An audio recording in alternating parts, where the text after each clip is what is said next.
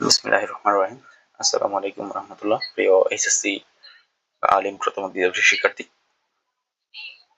তোমাদের ইংলিশ গ্রামারের অন্যতম একটি পার্ট। আমাদের মূলত 12টি পার্ট আছে ইংলিশ গ্রামারের।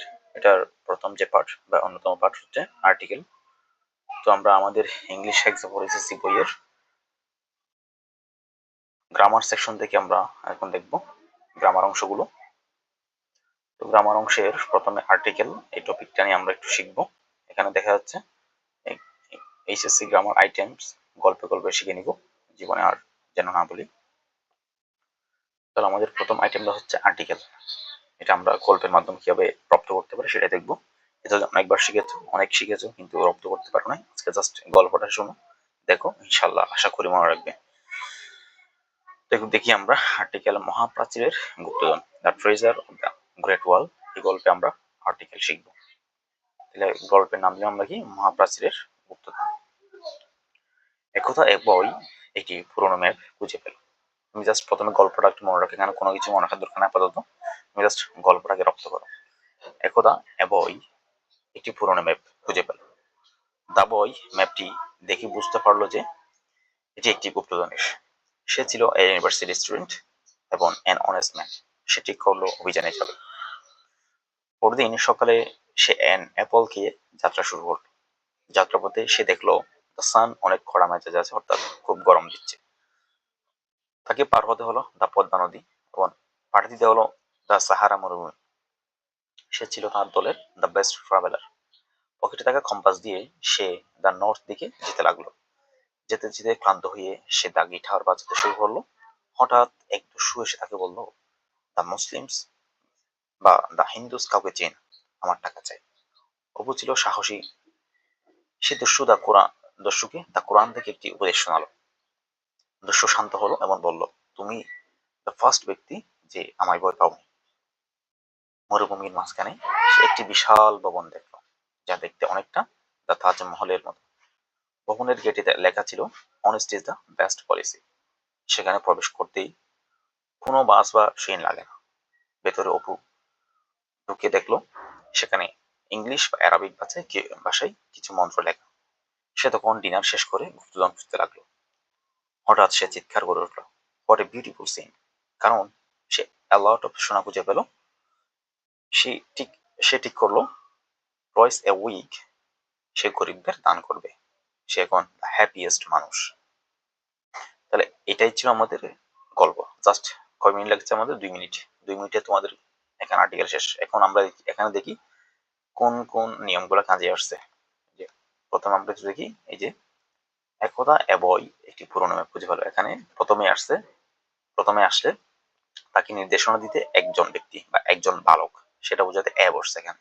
এরপরে দা বই, এই যে এখানে আগের বইটিকেই নির্দেশ করতে গেলে দা বই নির্দিষ্ট করে বোঝাচ্ছে, এই জন্য দা বসছে এখানে। এরপরে এ ইউনিভার্সিটি, এখন ইউ ভাওয়েল থাকলে আমরা জানি যে এন বসে, কিন্তু এখানে ইউর উচ্চারণটা ইউ হচ্ছে, এই জন্য এখানে এ বসছে, আ হয় নাই। যেমন আমব্রেলার ক্ষেত্রে এন বসতো, এখানে ইউ উচ্চারণ হচ্ছে এই জন্য। যেমন ইউরোপিয়ান ইউনিভার্সিটি, এইটার ক্ষেত্রে কি বসে, এ বসে, এন বসে না। এবং এন অনেস্ট, মানে এখানে এসটা সাইলেন্ট আছে, এখানে ও উচ্চারণ হচ্ছে, অর্থাৎ ভাওয়েল উচ্চারণ হচ্ছে। ভাওয়েল উচ্চারণ হওয়ার কারণে এন বসছে এখানে। এরপর এখানে দেখুন এন অ্যাপল, এই যে এ বসছে ভাওয়েল, এই জন্য এন।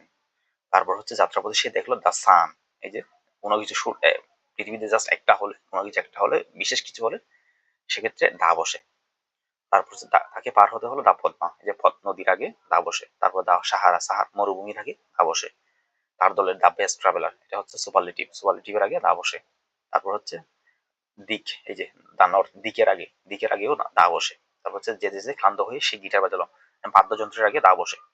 বাদ্যযন্ত্রের আগে কি বসে, দা বসে। তারপর হচ্ছে দা মুসলিম বা দা হিন্দুস, এখানে কোনো জাতি বা বর্ণের আগে দা বসে। তারপর হচ্ছে দা কোরআন, পবিত্র ধর্মগ্রন্থ বা বিশাল বিশাল বড় কোনো গ্রন্থ, বিখ্যাত গ্রন্থের আগে দা বসে। তারপরে দা ফার্স্ট ব্যক্তি, ফার্স্ট এরকম নাম্বারের আগে দা বসে, নিউমেরালের আগে। এরপরে দা তাজমহল, এরকম বিখ্যাত স্থাপত্যের আগে দা বসে। অনেস্টির আগে দা বসে না, কারণ এটা একটা অ্যাবস্ট্রাক্ট নাউনের আগে দা বসে না। দ্য বেস্ট পলিসি, যে বেস্ট, এটা একটা তোমার কোয়ালিটি, এর আগে দা বসছে। তারপর আসি আমরা এই যে বাস বা ট্রেন, বাস বা ট্রেনের আগেও দা বসে না, আর্টিকেল বসে না। তারপর হচ্ছে ইংলিশ বা অ্যারাবিক এর আগেও দা বসে না। তারপর হচ্ছে ডিনারের আগেও দা বসে না। অর্থাৎ ওই যেগুলা খাবার মিল, বিশেষ করে রাতের যে খাবার মিল সেটার আগে দা বসে না। তারপর what a beautiful scene, what এবা এন বসে। হোয়াট এবা এন এটা বিশেষ করে আমাদের এক্সক্লামেটরির ক্ষেত্রে কাজে আসে। এটা এক্সক্লামেটরির ক্ষেত্রে হোয়াট এবা এন। তাহলে এখানে যদি এই বিউটিফুল এখানে যদি থাকতো, এই ভাওয়েল থাকলো, সেক্ষেত্রে এন বসতো। যদি কনসোনেন্ট হয় সেক্ষেত্রে এ বসতো। যেমন এখানে বিটা কনসোনেন্ট, এই জন্য এখানে এ বসছে, হোয়াট এ। কারণ অ্যালট অফ, এখানে অ্যালট এগুলো এক একটা প্রেজ, এই প্রেজ গুলোর আগে এ বসে, এখানে এটার আগে এ বসে। অ্যালট অফ, ভেরি ফিউ, এটা হবে না। এরকম কিছু আছে, স্পেসিফিক ফ্রেজ আছে যেগুলোর আগে এ বা দা বসে। তারপর হচ্ছে টয়েস এ উইক, তাহলে এক উইকে দুইবার করে হে, অর্থাৎ একটা উইক বুঝাচ্ছে এখানে, সেই জন্য এখানে এ বসছে। তারপর হচ্ছে দ্য হ্যাপিয়েস্ট, এখানে সুপারলেটিভ, এই জন্য এখানে দা বসছে। এখানে একটু আমাদের 5 মিনিট লাগছে, এই 5 মিনিট আমাদের এখানে শেষ। এখন এর বাইরে আরো কিছু আছে, এগুলো হচ্ছে গল্পের মধ্যে আমি এখন যা বললাম সেগুলো। এখন এর বাইরে আরো কিছু, এই যে আর্টিকেল মূল নিয়মের বাইরেও আর কিছু অ্যাডভান্স এবং মজাদার নিয়ম আছে যা অনেক সময় আমাদের কনফিউজ করে দেয়। একটু দেখি আমরা। বিখ্যাত উক্তি বা টাইটেলস, যখন কোনো নামের সাথে তার পদবি জুড়ে দেওয়া হয়, উদাহরণ আলেকজান্ডার দ্য গ্রেট, এই যে তখন দা বসে এখানে। আকবর দ্য গ্রেট, তাকে উপাধির আগে কি বসে, দা বসে। পরিবারের সবাইকে একসাথে বোঝাতে পদবীর শেষে এস যুক্ত করে পুরো পরিবারকে বোঝানো। কি বলছে এখানে, পরিবারের সবাইকে একসাথে বোঝাতে পদবীর শেষে এস যুক্ত করে পুরো পরিবার বোঝানো। যেমন the Khans are coming to dinner, Khan পরিবারের সবাই আসছে, এখানে এস দিয়ে সবাইকে যুক্ত করছে এখানে, জন্য দা খান দা বসছে এখানে এর আগে তুলনা করতে।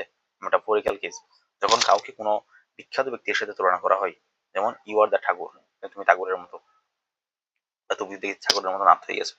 আই সি, এখানে কাউকে করার ক্ষেত্রে, তুলনা করার ক্ষেত্রে দা বসে। তারপর হচ্ছে রাস্তার নাম বনাম পার্কের নাম, সাধারণত রাস্তার নামের আগে দা বসে না। তাহলে কি বসে না, রাস্তার নামের আগে দা বসে না। কিন্তু যদি রাস্তার নামের সাথে রোড না থাকে, সেটি কোনো বিশেষ সংযোগ বোঝায়, যেমন দা মিরপুর স্টেডিয়াম, তবে অনেক সময় বসে। তবে দ্য ব্রিটিশ মিউজিয়াম বা দ্য হাইকোর্ট এর মধ্যে বিখ্যাত প্রতিষ্ঠানের আগে দা অবশ্যই বসে।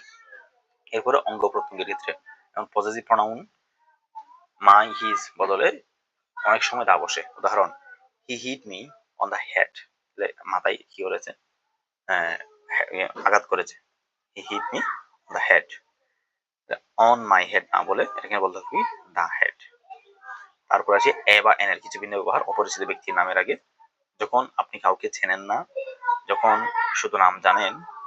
উদাহরণ mister Rahim came to see you, mister Rahim came to see you, Rahim নামের এক লোক আপনার সাথে দেখা করতে এসেছিল যাকে আপনি চেনেন না, এরকম। অর্থাৎ এখানে মূলত প্রথম কোনো ব্যক্তিকে বা কোনো ব্যক্তিকে নির্দিষ্ট করে ইন্ডিকেট করা হচ্ছে, একজন, এখানে দুইজন না, জাস্ট একজন ব্যক্তিকে, এই জন্য এ বসছে এখানে। সংখ্যাবাচক শব্দের আগে 100, 1000 বা এক ডজন বোঝাতে, যেমন 100 pence make a pound, give me a dozen eggs, এখানে কি বসছে, এ বসছে, সংখ্যা বোঝাতে এখানে। তারপর ব্যক্তিকে গুণের সাথে তুলনা করতে, যেমন that things he is a Newton, সে নিজেকে নিউটন মনে করে। ব্যক্তির গুণের সাথে তুলনা করার ক্ষেত্রে এখানে এ বসছে। পুরো জিরো আর্টিকেল কিছু নিয়ম, ব্যাট, চার্চ, তারপর হচ্ছে হসপিটাল, স্কুল, প্রিজন, এই জায়গাগুলোতে যদি তাদের মূল উদ্দেশ্য হয় যাওয়া হয়, তবে আর্টিকেল বসে না। তাহলে তাদের মূল উদ্দেশ্য অবগতি কি বসে না, আর্টিকেল বসে না। যেমন আই গো টু স্কুল, পড়াশোনা করতে যাচ্ছি, নো আর্টিকেল এখানে, ব্যতিক্রম। My father went to the school, বাবা স্কুলে গেছেন কোনো কাজে, পড়াশোনা করতে নয়। তাহলে এখানে উদ্দেশ্য বুঝায়নি, অন্য কোনো কাজে, সেজন্য দা বসছে এখানে। বলা হচ্ছে কি, এই জায়গাগুলোতে যদি তাদের মূল উদ্দেশ্যে যাওয়া হয় তবে আর্টিকেল বসে না।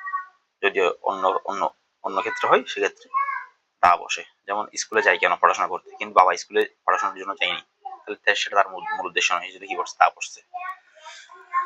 নিজের বাড়ির আগে আই এম গোয়িং হোম, বাড়ির আগে কখনো দা বসে না, যে I am going to the home হয় না কখনো।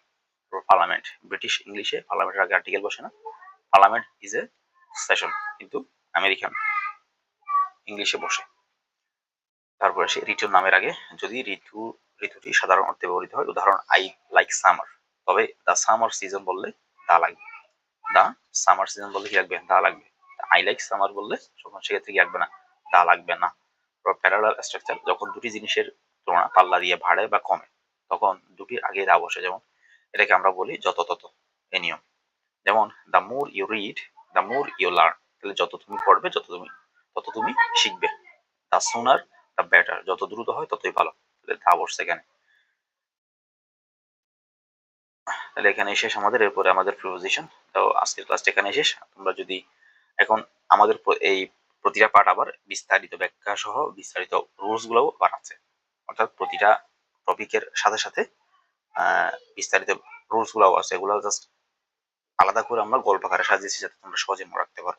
তো চাইলে সেই ক্লাসটাও দিতে পারি এবং প্র্যাকটিস দিতে পারি, তোমরা জানাবে একটু আমাকে কমেন্ট করে। এবং যারা যারা বইটি এখনো সংগ্রহ করে নি দ্রুত সংগ্রহ করে নাও। ভালো থাকো, সুস্থ থাকো, আসসালামু আলাইকুম।